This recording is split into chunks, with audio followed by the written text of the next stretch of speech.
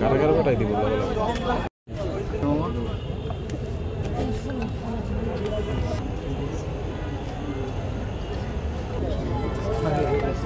নারায়ণগঞ্জ জেলা পুলিশের এবং বাংলাদেশ সেনাবাহিনীর প্রত্যক্ষ তত্ত্বাবধানে ইন্টেলের হতে প্রাপ্ত তথ্য অনুযায়ী আজকে নারায়ণগঞ্জ সদর উপজেলার চাষাড়া রেল লাইন নামক স্থানে একটি যৌথ বাহিনীর অভিযান পরিচালিত হয়।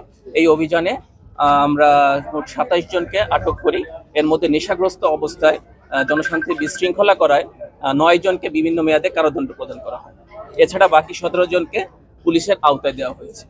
অভিযানটা সারা নারায়ণগঞ্জ জেলায় আমরা করব, প্রত্যেকটা থানা এলাকায় আমরা করব। আপনারা জানেন যে আমাদের এই যে মাদকের জন্য আমাদের উঠতি বয়সী ছেলেমেয়েরা খুব খারাপ পর্যায়ে চলে গেছে। এই মাদককে কেন্দ্র করেই আমরা কিশোর সৃষ্টি হচ্ছে, হত্যাকাণ্ড ঘটতেছে, চুরি ডাকাতি ঘটতেছে।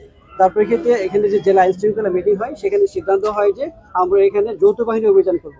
তার প্রেক্ষিতে আজকে এখানে বাংলাদেশ সেনাবাহিনী বা আমাদের জেলা পুলিশ এবং বিজ্ঞ ম্যাজিস্ট্রেটের নেতৃত্বে এখানে যৌথ অভিযান পরিচালনা করা হয়। এবং আমাদের এখানে প্রচুর ফোর্স ছিল, অফিসার ছিল। আমরা এই আজকে একটা স্পটকে বেছে নিয়েছি। আমরা একটা স্পটকে আমরা ব্লক রেট দিয়ে আমরা প্রায় 80 থেকে 90 জনকে প্রথমে আমরা আটক করি। তারপর আমরা জিজ্ঞাসাবাদ করে যাচাই বাছাই করে আমরা তাদেরকে 9 জনকে আমরা বিভিন্ন মেয়াদে বিজ্ঞ ম্যাজিস্ট্রেটের নেতৃত্বে তাদেরকে সাজা প্রদান করা হয়।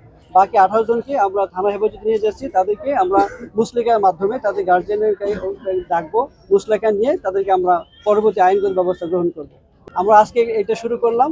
আমরা আশা করি এই নারায়ণগঞ্জ জেলার প্রত্যেকটা মাদক স্পটে আমরা যে কোনো সময় যে কোনো দিন হানা দিব। আমরা সেই তথ্যগুলো আপনাদেরকে ভবিষ্যতে জানাবো।